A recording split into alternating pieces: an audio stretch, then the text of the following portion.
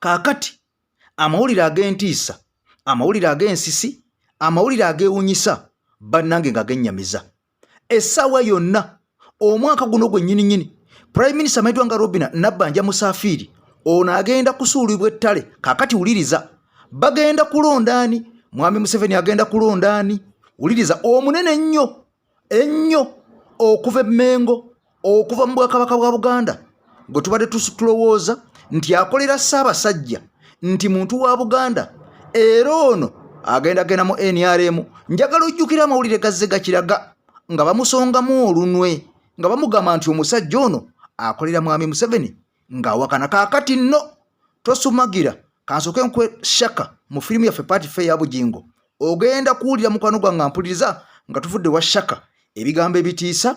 Sooka olabe firimu eno Party Fair yafulumya edda emanyiddwa nga Pentagon yawo Mukama n'agamba nkusumululire otya abantu. Awo Mukama n'agamba ly'erinnya lya sinema tokkirizibwa kasobwa kalimu n'amaloboozi okuva ewa Katonda. Saagala bakunyumirize, saagala osobwe, yubuliki yumisi, kkiriza kunyumiza. Oli ku Shark TV Uganda, omwaka tuli mu 2025 2024 twamuvaamu dda ebyefirimu buli ssaawa gubeera mwaka. Awo Mukama n'agamba ly'erinnya lya sinema yoyo Bugingo waffe ku sikirini eyafuna eddoboozi okuva ewa Mukama ekutuusibwa Kompombo African Restaurant mu Dubai in alliance with the Sila Fashions online shop.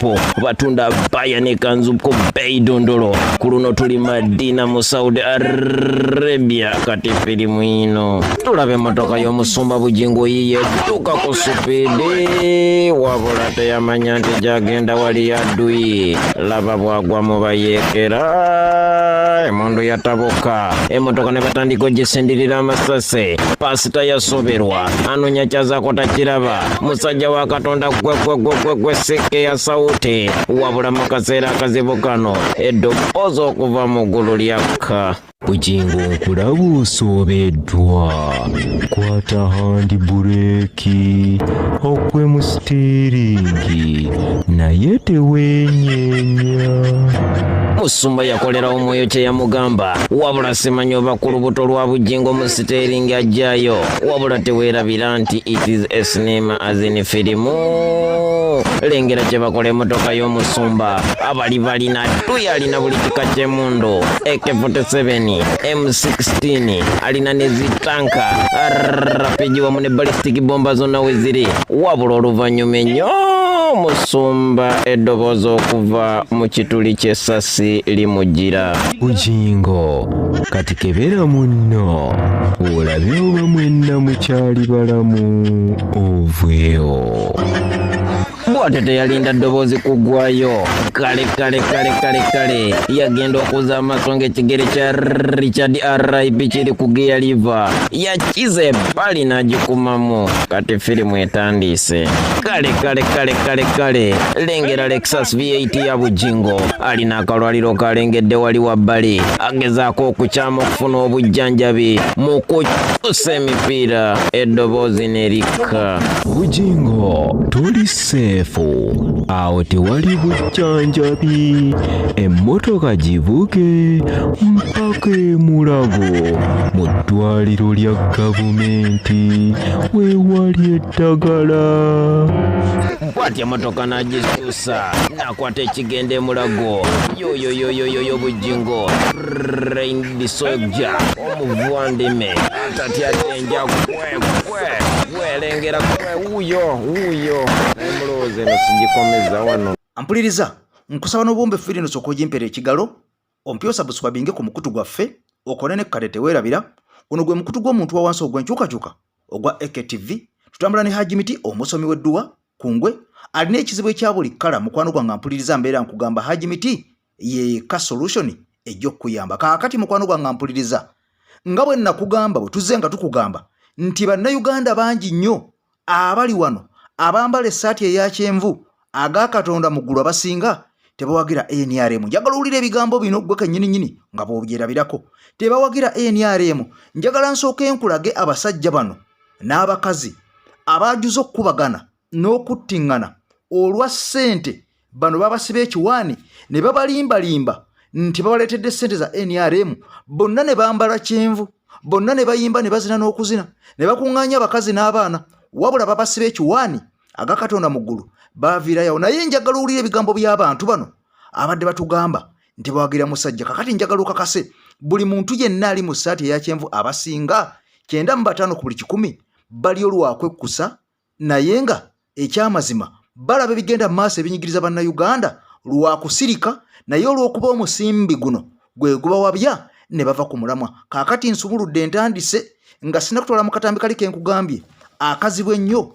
Obadde okimanyi okitegeddeko nti essaawa yonna Prime Minister w'ensi Uganda amanyiddwa nga Robinah Nabbanja Musafiri asuulibwa ettale ne balondaani okuva Emengo, bagenda kulondaani okuva Emengo omunene ennyo. Kakati nogenda biwulira.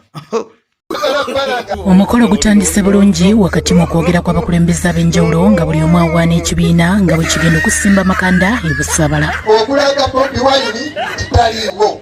Tulokoke mbasaba ne kusaba. Keeki nga bagitematema nga tugabana keeki waliwo bannaffe gye batatuuka. Kuluno mugambe twabirabye. Oli ayimba ati twabategedde. Nannyini kizimbe okwateereddwa ofiisi asoose kulambika nti okuwaayo ofiisi kyavudde ku buwagizi bw'alina eri ekibiina kya NRM, era nga ofiisi eno ebadde erina okuggulwawo Ssaabawandiisi Kasole Lumumba naye akiikiriddwa omubaka wa Kigulu South Milton Muuma. Baleme kukawuguka bannabyabufuzi abeenoonyeza ebyabwe babaveeko. Nkoyo bannyonnyola nti Pulezidenti Museveni yekka yalina ebisaanyizo. Oba temuyingira basi ye muleke eyo amazzi gajja batwala ne bagamba dda temuwulira bannayuganda ki ekibali mu mitwe. Pulezidenti Museveni yekka alina obusobozi ndowooza mula Busabala kye tumukola.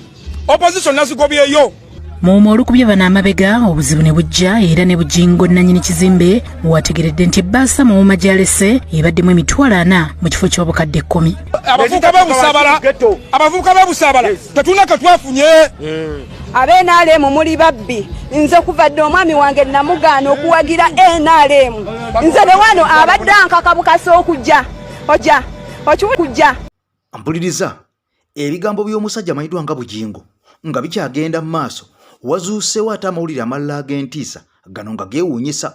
Omusajja ono ampuliriza ogenda kubeera ng'obyewulirirako era nga gamaze okubeera nga gakasikasibwa okuva mu nnamawulire munnaffe omukugu ddala ng'agamba nti ono ye baawandiika buwandiisi sikuriputi naye eky'omukisa omubi abazanyi ne bazannya bubi. Kaakati nno munnange ogenda kwewuunya ensi. Akatambi kano nga nkakutereddemu ebigambo ng'obiwulidde ogenda kakasa nti bino birimu ekitta bantu. Kaakati nno munnange era nga bano balaga nti omusajja ono okusinziira ne ku kamera footage owa poliisi gwe zaazudde nga ziraga nti waaliwo na muntu n'omu amugoba.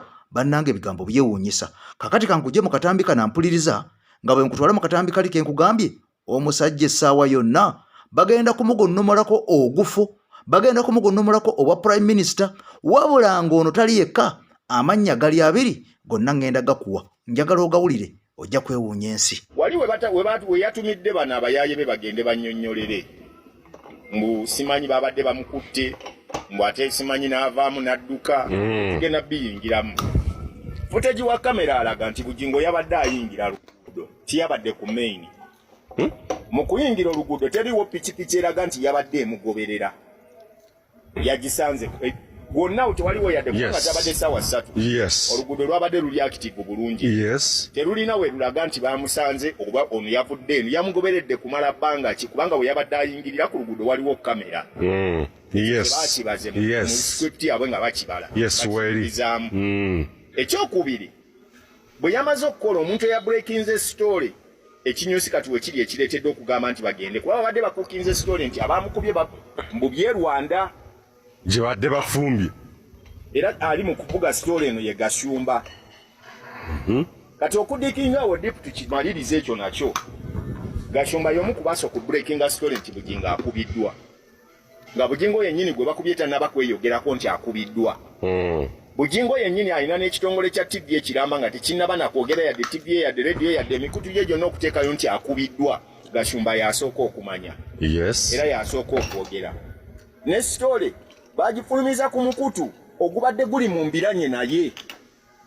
NBS ffenna tukimanyi bulungi tekwatagana na Bujingo eba muli bubi nnyera nga bulula abadde abira katuuti abadde ayomba nabo kakati kijja ono ye yasaze amagezi n'amanya nti onampalana bw'afulumya sitole kijja kwangu okukwata mu bantu script ejja kutundika kukwata mangu mu bantu nze then tulyoke tugoberere wabula nkusaba teweerabira vidiyo eno gimpeera ekigalo mukwano gwange mpuliriza ompya nkusaba osubscribinge ku mukutu gwaffe teweerabira kukoona kadde tutambula ne Haji Miti musomi wa dduwa kakati nno munnanga mpuliriza obwedda akatambi k'olinze kakati ngenda kubeera nga nkakuwa okawulire ngugambe nti Jeno Katumba Wamala essaawa yonna erinnya lye liri ku lisiti ey'okubeera nga ayinza okulondebwa nga Prime Minister w'ensi Uganda wabula nga waliwo erinnya eddene nnyo nawe lyosobola okubeera ng'olowoozaako bw'okuba akafaananyi bw'otula n'osiriikirira n'omanya nti Emengo ani asingayo obunene nti Ssaabasajja Kabaka wa Buganda nti ani addako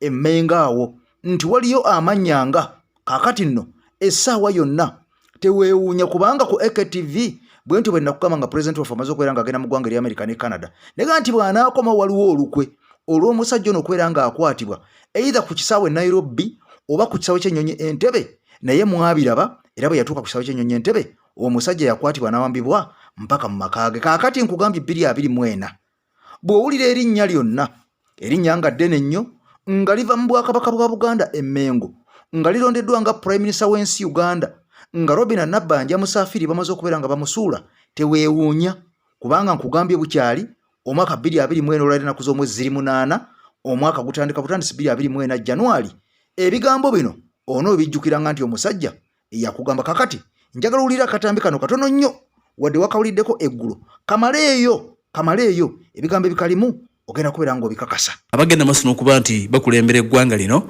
bali atuuliriza wakati mu bigayagayaamu nga bakulembeddwamu Jeno Yoweri Kaguta Museveni ssentebe waabwe bagenda maaso n'okuba nti babigayagayaamu balabe nga babaako enkyukakyuka ez'omuggundu ze bakola n'okusinga mu kibiina ekya NRM munda era tutegedde nti sekuritaaliyeti eggwandiisizo ly'ekibiina ekya NRM wayinza okubawo enkyukakyuka ez'omuggundu ng'oggyeko enkyukakyuka ez'omuggundu eziyinza okuba nti zisuubiddwa okubeera ku ggwandiisizo ly'ekibiina kino nti ate era waliwo enkyukakyuka eziyinza okuba nti zisuubiddwa mu kifo ekya Ssaabaminisita CAM 2024 2024 nga bwe tugenda maaso n'okuba nti tugafuna kakati amawulire gategeezezza nti ekibiina kya NRM kirowooza okulaba nti abadde Ssaabawandiisi Richard Todongo bamuteeka ku bbali baleete omuntu ali more vibrant omuntu agenda okulabika nti abanoonyeza akalulu nga bayingira 2026 nga bakimanyi tebigenda kubeera birungi bagamba nti beetaaga omuntu ali more vibrant okusinga ku Richard Todongo nti bagenza okutunula ne bagamba nti bannanga ni gwe tusobola okuleeta mu kifo kino ne baleeta amannya 2 mu kaseera kano tutegedde nti gagenda maaso n'okuba nti gakubaganyizibwako ebirowoozo baagala okusalawo alisti ku linnya limu bamukwasa oba Ssaabawandiisi bw'ekibiina ekya NRM agende maaso n'okulabika nti munnange yakikulembera alisti mu kaseera kano nga beetegekera 2026 amannya 2 ge gano enswera y'okukisenge yereeta ne tubabuulira bategeeza nti amannya 2 kuliko erya Jeno Kare Kayihura nti bamwogeddeko bagamba nti bwe tumuleeta n'afuuka sekuritale Jeno awabi erinnya eddala atuuliriza lirya Ssaabaminisita ayitibwa Nabbanja Musafiri Robina baga nti ono engeri gy'agira eno ofiisi gy'alimu bamwogerera nti tagisobola lwaki tetumuzza wali n'akayiga kuba ate ye wa wansi nnyo sigamba nti wa wansi mu bitiibwa naye wa wansi nnyo mu kudda mu bantu asinga ku balala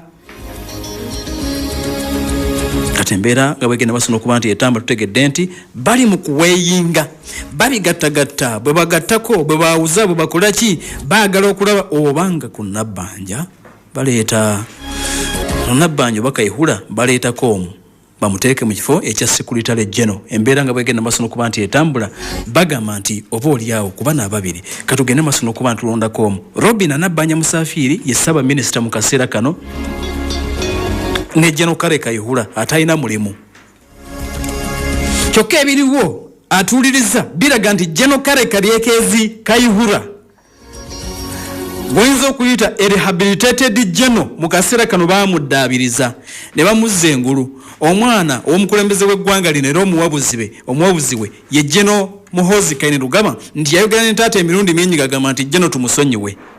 Era General ne bagenda maaso n'okuba nti baamusonyiwa.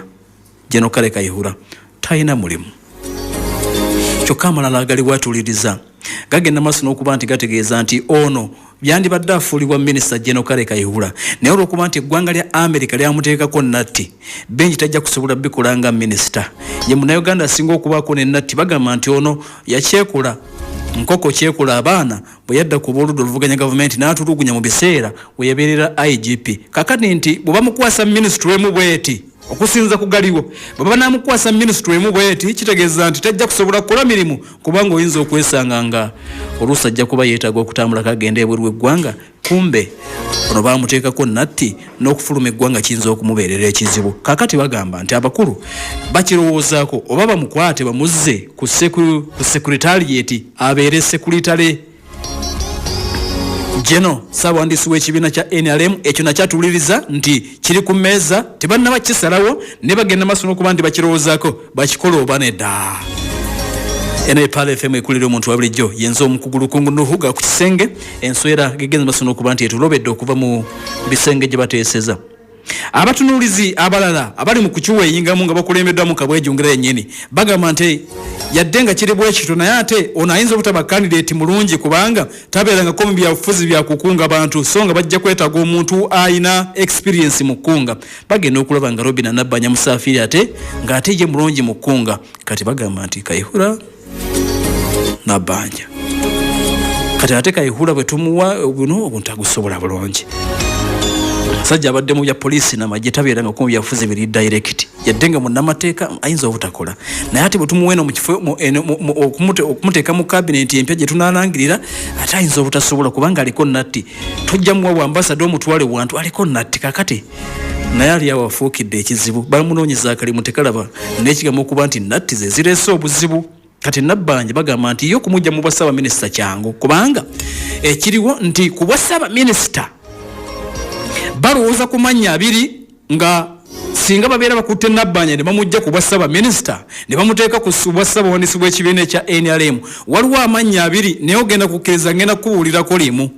Mpuliriza kakati ekinyusi kiri wano njagala owulirize wano we wali ekinyusi kubanga enkyukakyuka essaawa zonna abasajja bali ku bunkenke bano bamaze okubeera nga bakimanya era nga bakakasa nti abasajja n'abakazi aba NRM abali ku gurawundi bayinza obutasobera kubeera nga batuusa bulungi nnyo obuweereza eri abantu. Kaakati nga ne Prime Minister Nabbanja ofiisi naye agiri mu matanka n'eŋŋampale z'aba 7 obukugu bw'ayina n'obuyigirize tebulaga nti asobola okukola mu ofiisi eno n'amatiza ensi ali awo akolaga dibengali ng'embwa etunda omuzigo. Kaakati ono basazeewo bamugye mu ofiisi eno bateekemu amannya agamu ku General Katumba Amala oba omunene ddala. Sooka owulira kantu kano bombi nga manyi naye ngenda kubuulirako limu. Bagamba nti amannya abiri omu basobola omukwangu obwasaba minisita nadda mu kyalo Robina Nabbanja. Amannya ago abiri bombi bantu ba mu Buganda wano banene. Omu w'Emengo niwe sijja mwogera nti kwekiri ku mmeeza kwekiri ku mmeeza omu munene ddala okuva Emengo munene oba yasinga obunene okuva Emengo kwali ku lisiti nti tusobola omuzza mu kyasaba minisita. Omulala ye General Katumba Wamala oyo omulala mwenoonyeze gw'omanyi. Omulala ye General Katumba Amala bagamba nti ono naye asobola okukola tusobola okumuzza ku bwasaba minisita. Naye byonna atuuliriza byenkubuulidde tutegedde nti bikyali mu calculations bakyakutte calculator bagatta bwebawula bwebakubisa balabe ekiriwo ekigendo bakulya naye nga nteekateeka za mwaka 2026 aidha Kayihura bamuteeka ku kitebe Nabbanja bamusikeeri bamuzza eno ekifo kyabaddemu bakiteekemu omunene okuva Emengo oba a list General Katumba Wamala atuliriza ago nago tugenza maaso n'okuba nti tugalobye focus 2026 abasajja bayiya ku mabbali ebyo mukwano gwange mpuliriza waliwo akakodyo akalala nga kano kalaga nti omusajja omusumba ono okulumbibwa wabaddewo akabadi akandolindoli nga waliwo ekipulaaningibwa ekinene nnyo ekyeraliikiriza bannayuganda ababakuba ttooki mu maaso kuyinza okubeerawo. Bano nga bagamba nti omusajja ono okubeera nga yalumbiddwa oba okubeera nga bakoze akabali omusajja ono babenga abamulumba balina kye bateekateeka.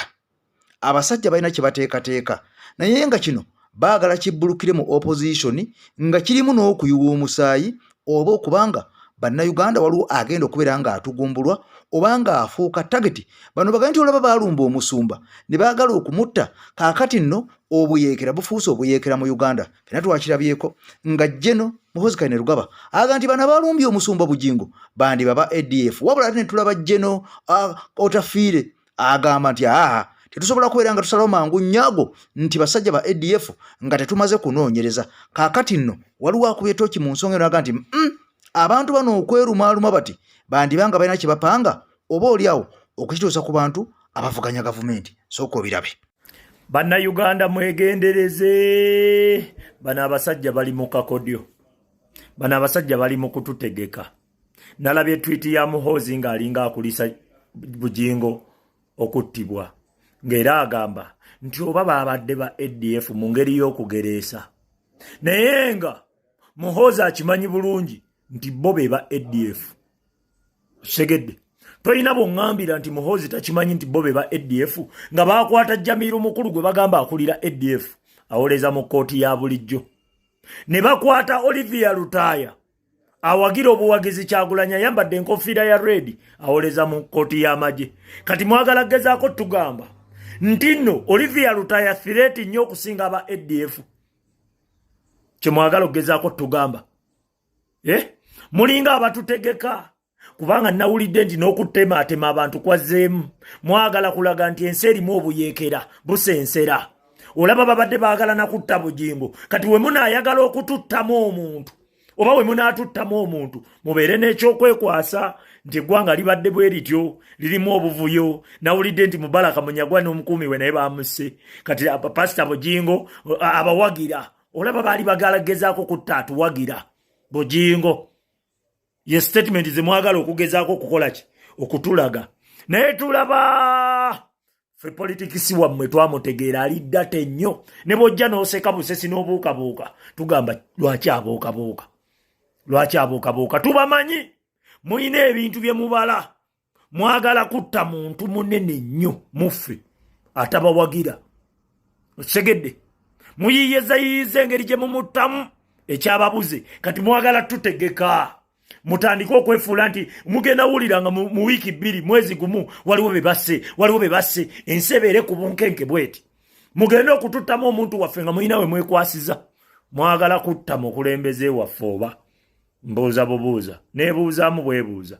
Tulaba amaaso gaffe galaba n'obwongo bwaffe bukola ki bulowooza. Ajimiti omusomi w'ekitabo era omusomi w'edduwa nkozesa ekyoto kino kiba kitagombolola lwaleero ku kyoto kuno kunyambira abantu bange. Buli muntu yenna alina ekizibu kye ojja ku kyoto kino n'osuulako akabaani ne nkusabira. Buli alina ekizibu naddala mu abali e Bulaaya nompereza amannya naye nga suula mu kyoto kino ne nkusembera edduwa ne nkuggyako ebizibu n'ebiba bikusumbuye. Walemererwa mirimu ki ddala mu abali e Bulaaya abali mu nsi muno mu Uganda abalemeddwa okufuna visa? Nga ntegeeza eri abaana Adamu ne nkozesa nkofu ku kyoto kuno namala okusindika enkofu eyo negenda ebanja amabanja ge gonna gwe yalema okufuna okuweebwa Ajimiti nkozesa amazzi ku nnyanja kuno kumulengera ku mazzi wano Ajimiti nga bwenyimidde olwaleero okumasira abaana Adamu bompereza ebiwandiiko byonna bye bompereza ng'oli e Bulaaya mbikwata ne mbizinga ne mwandika kapapula ne mbisula mu nnyanja ne nsaba Allah gwe nsinza asumulule ebyo byeba bikulemeredde awa visa agifuna alemedde okufuna omusajja omulungi amufuna nsangibwa ku nnamba 0752 gwe wategedde naye tetulina nnyo kyamaanyi kye tusuubira mu poliisi kyegenda kukola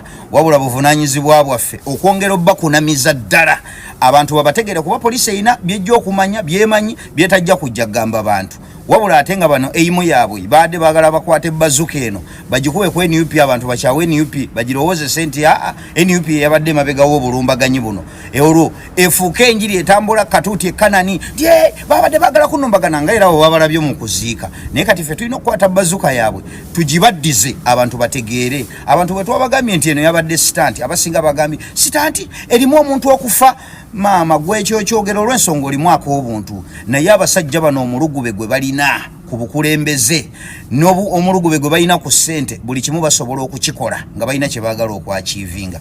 Ekinneewuunyisa mu byonna emmotoka mwatampalinze nayo ne mugikukusa okumala ennaku naye era ebintu mwagenza obbireeta nga mwabifumbye naye nga tebyayidde nga bijjudde empulunguse. Kati bassebo kyenjagala tukole kiri bwe kiti wadde nga temugenda kukikola naye ffe katugamba abantu abasajja bano bavuga emmotoka naddala eno emmotoka ya bujingo Lexus V8 570 bwagivuga ebe ine ebyenjawulo byekola yensonga lwaki tavuga Ipsam ene ine ebyenjawulo byekola ebitali bya bulijjo. Abantu abamu ffe twaganya okumatira wadde mwalese bannamawulire okulaga nti ebituli by'emmotoka byabadde bwe biti. Emmotoka ekika kya mmotoka eyo bujingo gyavuga eina kamera yo maaso 360 eina kamera z'ebbali eina kamera z'emabega. Mukwate footage w'emmotoka oyo yennyini ali ku mmotoka eyo mumukwate mulabe kyekyabaddewo obulumbaganyi wabadde butya nga mukozesa footage w'emmotoka. Mujja kutugamba ate eyo footage re mutuwanvuye. Kale nga bwe yatugenda nti yavuze emmotoka ne yeetooloola street ezo zonna kwe yeetoolooledde nkakase zisinga obungi mpaka Mulago waliwo kamera. Mukwate footage oyo mumukwate mumuzoominge mumuleete nga bwe mwapuleyinga mumbadde mupuleyinga ebintu ebirala ne mutulaga incident bwe zibadde nga zibeerawo muzoominge emmotoka eyo oba ddala emmotoka eyo yava ku crime scene awo ng'erina amasasi ago. Kubanga munaaba mutumye footage w'emmotoka tetuyinaawo eyewitness gwe tuyina ye bujingo ye suspect ye eyewitness ye victim. Kati oyo tetujja mujja kadisi abantu bonna abaliwo tebawulira masasi which makes us believe nti emmotoka eyo amasasi ago ebyo ebituli tebyajjiraawo. Kati mukwate kamera z'oku nguudo muzizooming nga bwe mwakola endala tulabe emmotoka eyo yeetooloola ebyo byonna ebifo ng'eyina ebituli ebyo bye mwatuleetedde biriko. Munaabireeta nkakasa temujja kikola ekyo naye munaaba mukikoze ne mutukakasa oyo omusajja aba ayina kuba munda. Kati bwe kituuka ku bituli ebyabadde ebigambibwa nti bya masasi ebyakubiddwa forensics batukoledde ekigambo ekitagambika ne bagenda nga batumakingira bullet holes zonna we ziri ne bazitumakingira. Naye red flag endala gye twalabye nti ebituli bino ebyamasasi bw'otunula wansi tolabawo bugiraasi bwagudde tulabawo musaayi gwokka. Ani yayeza obugiraasi obulina okubeera nga bwavudde mu bituli bya giraasi emundu ene amasasi gano agakubiddwa nga gayingira obugiraasi obwo buwetegereza obulungi ku mmotoka wansi awo tetubulabawo. Ebirala byonna mwabireeteddemu ebiwulire mwaleeteddemu ebisaatisaati n'omusaayi naye obugiraasi ani yabwezeemu mu mmotoka nga tebuliimu.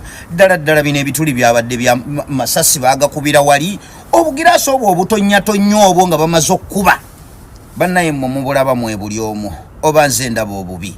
Kati n'ekirala mwatulaze nti ebituli ebyo byabadde biyingira munda amasasi ago gonna gagweredde mu Richard. Amasasi ago gonna tegalina walala we gakubye kuba ekituli ekirala kye tulaba mu mmotoka tulaba ekituli ekiri wano kafiriji kyemugamba amasasi gonna agakubiddwa gagweredde mu Richard.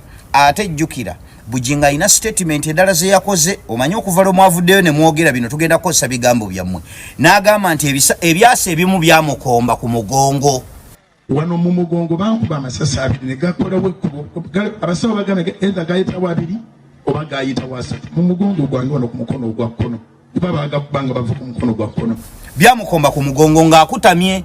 Kitegeeza nga bwe mwamakinze bullet holes ziri ne mutulaga n'ekituli ekirala ku waneeno kafiriji mutulage n'ebituli ebyamasasi agakomba bujingo ne gamuyitako byakwatawa kuba bw'aba yali akutamye ebiteekwa kubanga byayita mu luggi. Oluggi lulina okuba nga lulimu ekituli ky'essasi oba ku ntebe ye ebyo ebyamukomba byalagawa bwe byamukomba ne bisaanuuka mu maanyi ga Mukama oba ebyo ebituli biri ludda wanga byo tetwabirabye. Ebigambo ebigambibwa nti Richard yattibwa walala ne bamuyiiya buyiiya tujja kutandika okubikkiriza kuba bw'otunula omuntu yenna nga abadde afa wafiiridde wabeerawo ensiitaano. Olaba n'omuntu afiiridde mu mazzi bw'aba afa wabeerawo ensiitaano naye emmotoka eyo bw'ogitunulira munda teraga nti yabaddemu ensiitaano nti mulimu abafa. Twandibadde tulabaawo ku giyaliva nti oba giyaliva zaamenyeka ng'omusajja agezaako okulwana n'obulamu oba ng'agezaako okulwana okuva awali awamukubirwa amasasi oba agweno munda naye eri emabega wali obusammuse bwa musaayi. Wano tewalagaako wonna mu mmotoka eri kiriya bitya teraga nti emmotoka yalimu ensiitaano nti mulimu abafa. temuli kyamenyeka gialiva ne zitamenyeka ezo ansa muyinza obutazituwa naye enseke etegeere Bujingo n'akabinja ke bano bagashumba ne muhozi project yako biki bye babadde bafumba ensike etegeere tulabagane mu episode yokusatu wabeera yabangamba lwaki tobivaako sijja kubivaako buli lwenda babafuguma twabitegedde dda tetujja kubivaako ebyo buli lwenda bayo mubiveeko kati twabitegedde dda lwaki mulira katubatabulira omunnyo kati guno gwe bayita omunnyo kiri kyafuuse kisula tetugenda kubivaako nja kubivaako nga mpulira kati kyetaagisa naye buli lwenda bayawoza biveeko twategedde dda ng'ani gw'obijjako mukwano nina okuleeta lipooti engeri gye natandika nga mbagamba sitaatire munkayanya kitegeeza bwe badda bitandika ze manyiddirwa embimala ate embimala na lipooti yange nga poliisi bw'erina okuleeta lipooti yaayo nange mulindirire lipooti yange kansooke nkuba episodi zange lipooti yeneesemba era kasita olaba nga ndeese lipooti ng'omanya kati mbimaze naye bwe mba sinnaleeta lipooti tosuubira nti biba biwedde mukwano awo we tuli Bujinga asaana munda n'akabinja ke